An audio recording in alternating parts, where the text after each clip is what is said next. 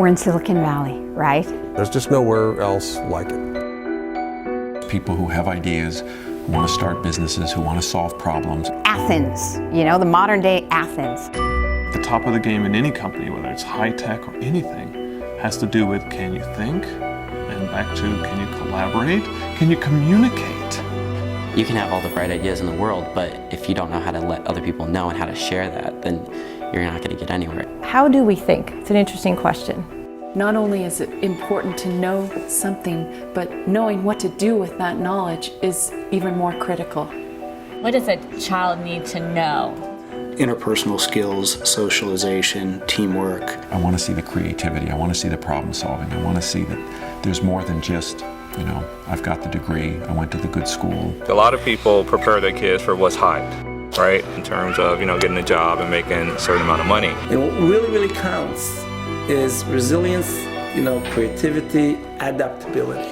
It's the capacity to learn. It's the capacity to do. Whether it's in science or math or out in the world or art, it's the capacity to be able to do and think. And when they see that they have that capacity to do it, what isn't possible isn't stuck in their heads anymore. And we have to differentiate between building skills and building capacities. Waldorf education builds capacities. The basic developmental needs of kids have not changed for years. They need a caring adult. They need to physiologically take care of their bodies. They need to be mentally healthy. They need sleep, you know, basics. What we're finding is that the focus has been much more on fast-paced, competitive achievement and pushing them in a way that's been really negative. The pace has become so fast. And then we say, okay, at age 4, they should be able to do this. Yes, they could do it if you push them, but what's missing? What are they not doing? I think there is an excessive emphasis on the importance of getting the best grades. You know, I think that success in life is a function of so many other things. People are beginning to really look to say, well, so how do you learn?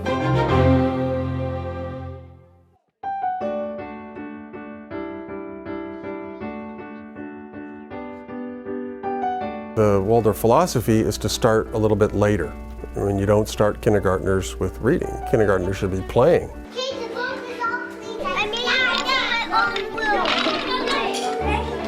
The developmental needs of the young child are particularly met in unstructured, free play, creative play. It engages their visual senses, their fine motor skills, their gross motor skills. It develops their language skills, their social interaction with their classmates. No, what are you doing any meeting writing mode for? It reminded me of what childhood used to be, what I remember childhood being, and the freedom to be a child and to think like a child. I wasn't pressured from kindergarten, first grade on to be committing to 3 hours of homework a day when I came home, and instead I could be a child when I was growing up. Who has been stung by a wasp? Well, when I got stung, it just felt like a flash of pain. It just feels like a pencil. So we call them paper wasps because they make paper. The teacher is the key. The teacher has to understand the children's development and be able to ask, who are these children in this place and time? Ready to be Demeter again? When you look at a child, there's your curriculum. We recognize that every grade at each age, there's a different capacity. There's a different developmental stage. It's like when a toddler all of a sudden can walk and they just get up and they go, and some do it at 10 months and some do it at, 20 months. By the time it comes back to your heart, it's oxygen pour blood back into your right atrium. There's a lot of reason behind what we teach and when we teach it. How does this meet the child at 7 years old, 8 years old, 9 years old, 15, 16, 17 years old? The queen carouses to thy fortune, Hamlet. Oh, wait a hand! Hamlet! Someone really thought about what they're teaching the kids. It's not randomly teaching about Rome in 6th grade. There's a reason for that. Who is the king?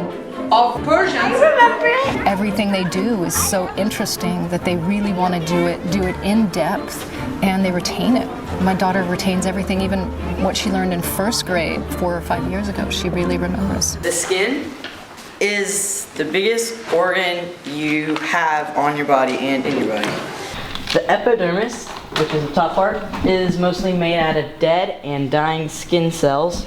9 pounds of dead skin cells fall off your body each year.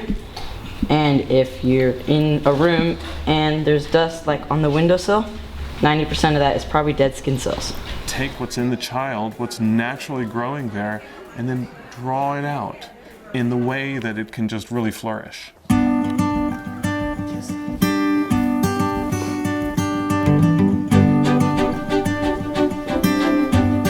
I think for me, the most challenging thing, and I think actually one of the most fundamental things about Waldorf education, is to get out of the intellect and into the imagination. Imagination is developed early, and you can also develop it out of kids early. Wait, said the frog. Think about what children like to do. They like to hear stories. They like to draw pictures. They like to sing songs. 9 times 12 is 108. I always think it's like we have a little operetta all day long. 20. Waldorf, when we bring phenomena to young children, we bring it in a very rich story way. Through the great myths and fairy tales and legends and biographies to science and nature, so that the child begins to feel what a place the world is. I'm so happy to know all about it. I see in my daughter, I see passion, I see real curiosity. You walk down the hallways and the place is just rocking with movement and clapping and times tables and singing and recorders and skipping and all of these different things to literally tune up the body and say, get ready. 6 divided by 3 is 2, plus 22 is 24, minus 6 is 18, plus 8 is 26, not 16. Ooh, that happens, okay. They do all kinds of exercises that help integrate the brain, both sides, front, back. And crossing these midlines is strengthening that corpus callosum. We think about our minds, our brains, telling our hands what to do, and sometimes that is, of course, the case. But our hands inform our minds, our brains. It's a two-way street.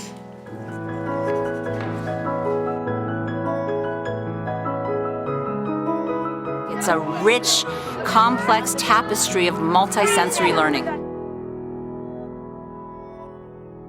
Yeah, I've heard a lot of things where, I tell someone I went to Waldorf and they go, oh, can you guys read? Okay, let's see. Fire. That's it. Fire.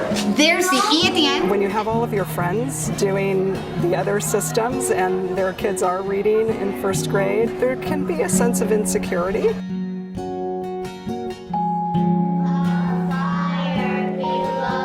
I'd have to say that it actually begins from the first moment that any child comes into a Waldorf classroom.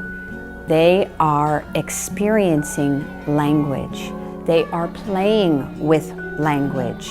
They are moving their bodies in the rhythm of what they are speaking. And this gives them a real strong foundation upon which to build the skills that they will need for reading.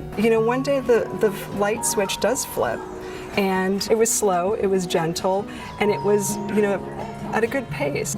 When they are ready to read, they will read, and then they will read, all 7 books of Harry Potter. But just trying to do something faster or earlier doesn't necessarily turn into a better, smarter kid who's going to get into Harvard. Okay, write your first line. When I tell you to switch, pass it to the next person in your group. Switch. Okay, switch.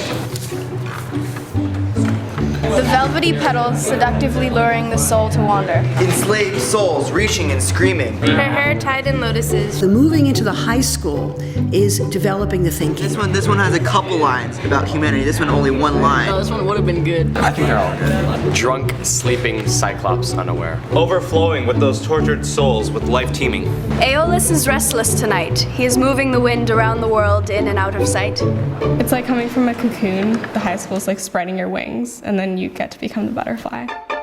4 years of math, 4 years of science, 4 years of history. Expectations are high. 4 years of English, 4 years of language, right? 4 years of art. We were there all day, every day, doing the most rigorous academic art, science, history, everything. They do very sophisticated academic work.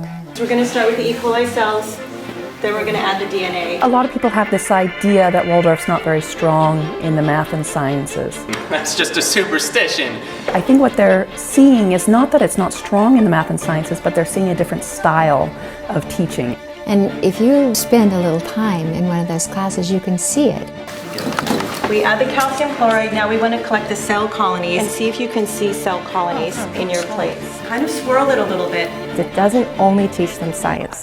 It also teaches them about the world. It teaches them about knowing themselves better. As we're adding this DNA, think about how this is very similar to helping someone with diabetes. People with diabetes need insulin. Cells are now genetically engineered to produce that protein. That's exactly what we're doing here. To know the world is to know the self, and to know the self is to know the world. So that's what we're doing in the biological sciences. But what's so exciting is when I speak with my colleagues in music, in art, they're all doing this as well. In mathematics, we're all working with this concept. So there's a wholeness as well. So the students are really held in this learning process, which is really very powerful. You know, we just took the PSATs in 10th grade, and I had several students in my math class who got in the 99th percentile on math on their PSATs. No, you connect A to B prime. Yeah. And then... No, but you have to connect A to B prime prime. And then you need to make a third, a B prime prime prime, and connect from there to that one. No, but you still have to connect to the second one.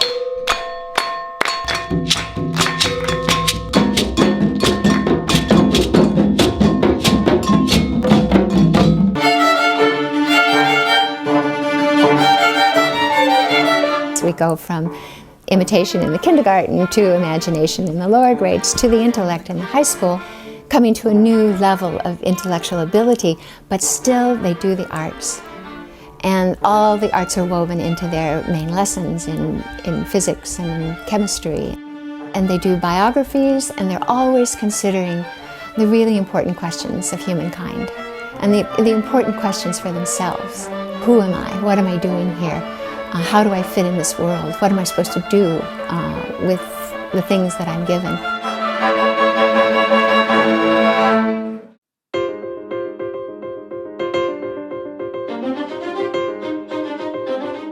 When you can think about drawing something out on a piece of paper, painting something, sculpting something, and when you can really vision what you want your essay, what you want your math equation to look like, it helps you really actually comprehend, I think, the material much better. I'm in a meeting and I almost always, if somebody doesn't get what I'm talking about, the first thing I always do is I go for a marker and I walk straight up to the whiteboard and start drawing arrows and this and that and the relationship and everybody. Oh, okay, that makes sense. I apply art, I apply beauty and elegance and simplicity and an appealing way of doing things to everything that I do.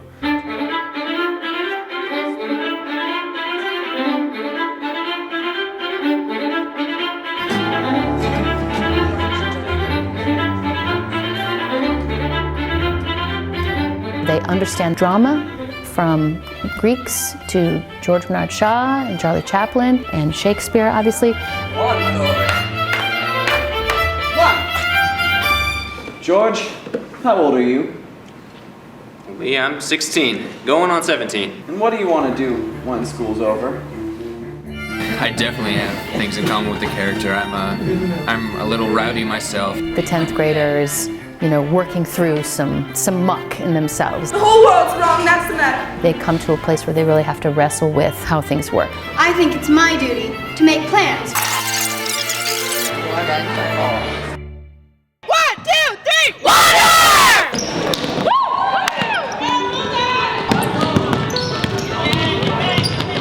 doing sports at a certain age according to what they're developmentally ready for.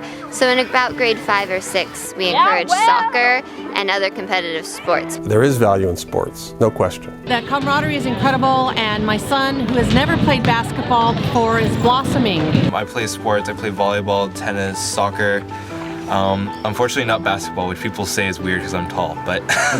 These kids start out with classes like Eurythmy, they unicycle, they do balancing, they do climbing, all types of physical activities that increase their coordination and movement. I was able to go through the high school and do 22 hours a week of competitive gymnastics at the same time. And I, kind of ultimately coming out, was able to walk onto the hockey team at Dartmouth.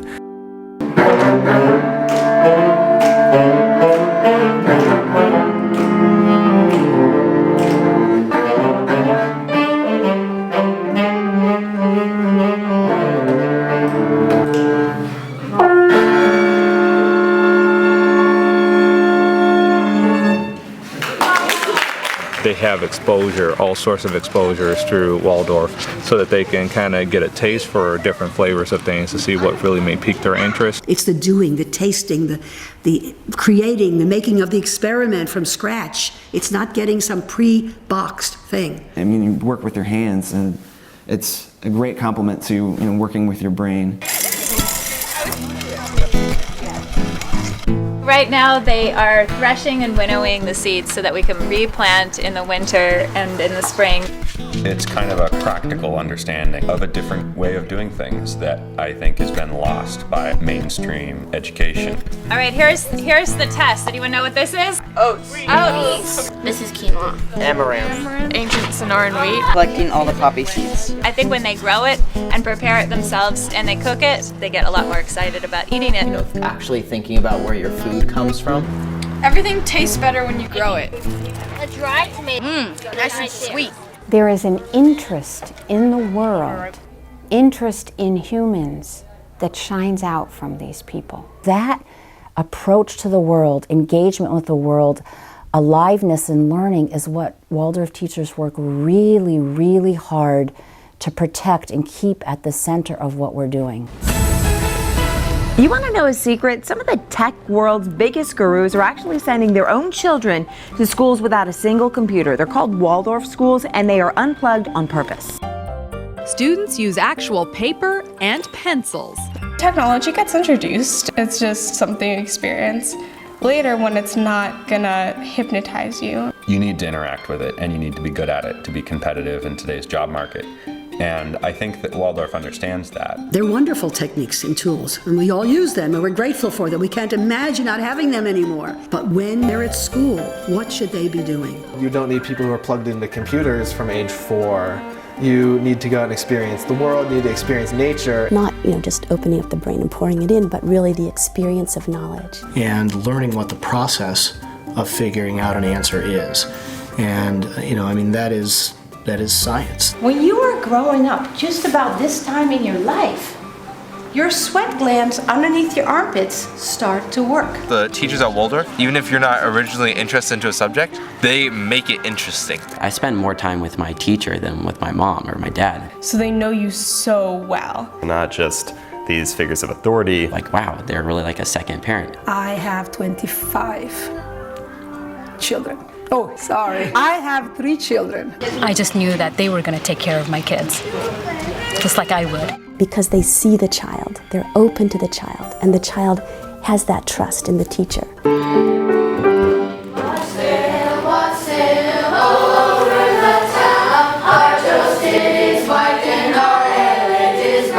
I love that my daughter will fake being well to go to school. That's a pretty high quality problem to have. This is really thoughtfully planned, rigorous instruction with an appropriate amount of scaffolding that eventually you take it away. That's why it's called scaffolding. Form is needed, but too much form becomes rigid. Too much freedom becomes license. We don't feed them sort of black and white rules. Instead, we ask them to observe and sort of discern what's in their environment. I'm gonna make up my mind right now. Would you be? I mean, could you be? George, I am now and I always have been. It's no longer go through the textbook or learn something intensely and then take a test and learn something intensely and take a test. It's because I actually wanted to learn the material that an exam to me wasn't cramming the night before and showing up and, scribbling out the answers that I've memorized. It was, I actually know this. They build a confidence, a can-do attitude that when they're faced with something that they haven't done before, okay, let me just figure out how to do it. I feel like my kids are having a style of education that teaches them about adaptability, and it teaches them how to learn, and teaches them how to attack a problem and think about it and look at it from all different angles and solve it. I think every day people are trying to come up with creative solutions to solve the problems that we have in our world. And I think Waldorf has absolutely fostered that sense of creativity. That really served me in terms of getting into a good school, and that I think is true probably across the board for any high-end college right now, that they're not just looking for good grades. I want to be able to create a life for myself that is interesting to me, that I'm passionate about, and that is fulfilling at the same time. Right now, I'd like to produce and songwrite in Nashville or in LA. We do know what we like, and that we're happy doing what we like. I can do biology, and I can do this math, and I know about astronomy, and I can do music and art, and I just have this expertise in all these different subjects. It makes you just really confident about going forward into life, that you can do anything.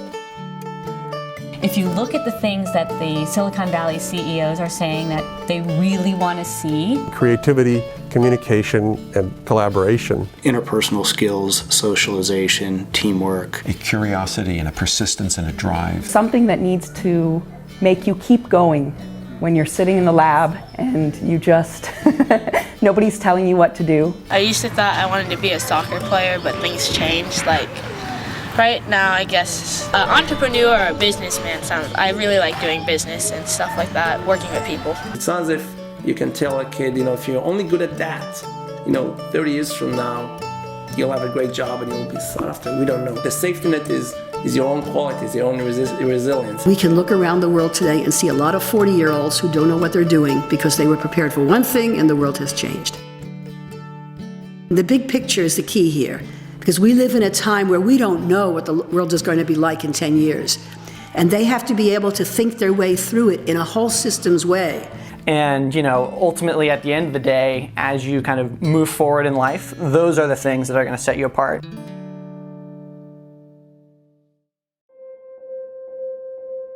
If you have to picture your child in let's say 20 years, what would you wish for your child? For my kids, I want them to be men, but what is it to be a man? I don't have an interest to raise insecure overachievers. Many students who come to us from other schools just relax and love learning again. One mother said, "I have my daughter back now."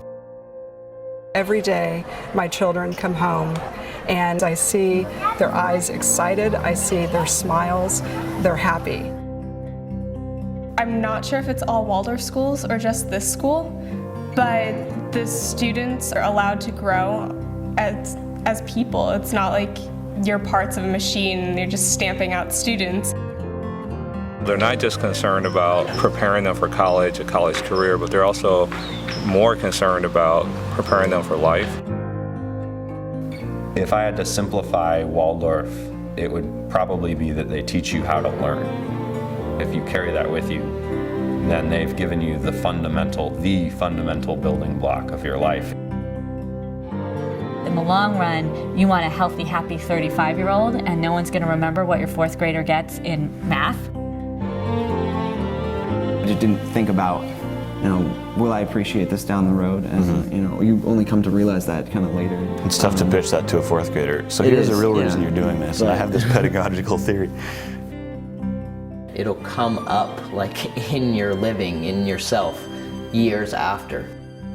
The older I get, the more I realize how difficult life can be sometimes. And if you're well adjusted, you're able to deal with the hurdles and both the good and the bad. Rudolf Steiner said, our task in Waldorf education is to prepare the children for the next stage of their life. That's our job.